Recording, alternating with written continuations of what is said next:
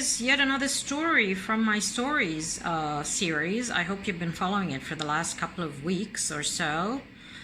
Picked up some intriguing stuff from some time back, both featuring consumers, shoppers, retail, and brand, of course. Why am I doing this? I honestly want to trigger some fresh thinking, some inspiration.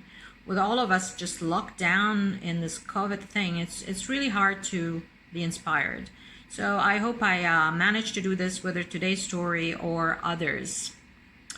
So Snickers, yeah, gonna get you a bit hungry here.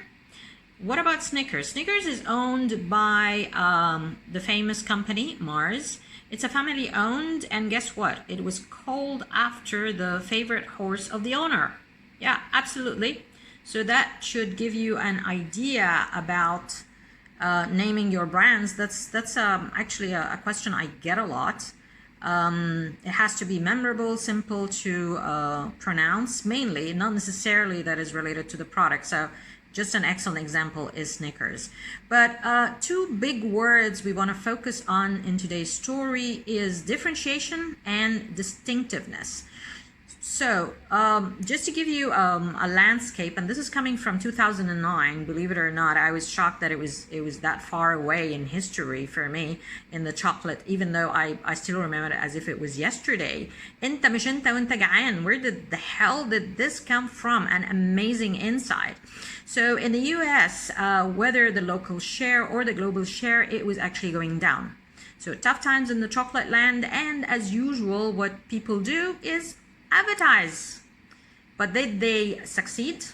Not really. They actually tried the Super Bowl, which is really our kind of Ramadan. They focused on the rip of the pack and all that yummy caramel coming out. That did not have an impact as well. Sponsored by famous basketballers, that did not happen as well. So, and here is where I admire this brand, that the team did not say, no, we're big enough, we don't need to do research, we blah, blah, blah. But no, they went back to the drawing board, to the very basic. What is our brand about? What is our product credentials?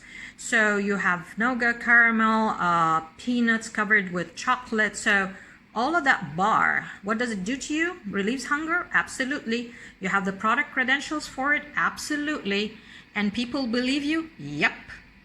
But what is hunger? And this is really another level of understanding hunger, because they went from not only physically that you're feeling weak or need energy, but also mentally you're weak. So you start acting and behaving very weird, which is very true.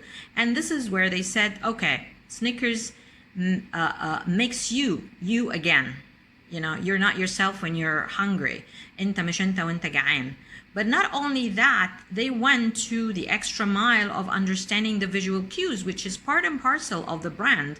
A brand is just not a logo. It's not just a strap line. There's so much components in building a brand. They know that they have distinctive assets. And for that, as you see the logo, the colors, and the format, and so forth, they knew that they were going to win on two routes: differentiation and distinctiveness, the positioning and the codes. So on with that, a great campaign which is only fit for a global brand that can localize it. So Betty White in the US, بس إنعام سلوسة in Egypt. Also the Gulf had one, and Europeans had one, and so forth. And that is a powerful global brand, a human insight that can cascade into local markets easily. And if we just remember what a winning advertising is, creative, absolutely. This is advertising, guys. It has to be memorable, creative, witty, and so forth. But also it has to be anchored in a brand strategy and a compelling message. So all the activations were absolutely amazing. My favorite is from Mars Russia, which is they borrowed and made fun of themselves that they got confused with their own brands, and they borrowed Twix and Bounty and put Snickers on it. I think that was really a fantastic one. So on in terms of cues as well. They launched the minis. They didn't have to write the full one. It's easy. It's Snickers, right? And of course, the results were just fantastic. Everywhere is growing in most markets. So the key take out here, if you're a big brand and you're trouble, go back to your essence, okay? Understand. Don't be too proud out of it. Look into a real insight, even if you have to evolve your positioning or move on.